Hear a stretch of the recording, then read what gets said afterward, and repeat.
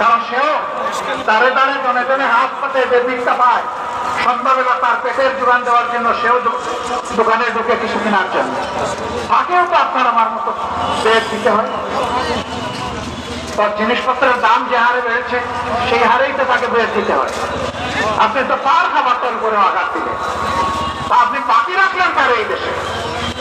সুতরাং যারা মানুষের কাছ থেকে অবৈধ চাঁদাবাজি করে তাদেরকে বলবো, ভাই তোমার যদি শারীরিক সামর্থ্য না থাকে, তোমার যদি বুদ্ধি শুদ্ধি সেই রকম না থাকে, ভিক্ষা করে খাওয়া অন্যায় নয়, পাপ নয়, গুনার কাজ নয়, তুমি ভিক্ষা করো, সেটাও চাঁদার চেয়ে ভালো।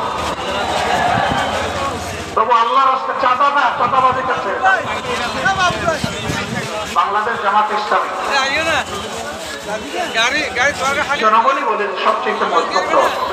আমি যে কথাগুলো বললাম আপনারা শুনেছেন এবং এগুলো সাক্ষী আপনারা দেশবাসী।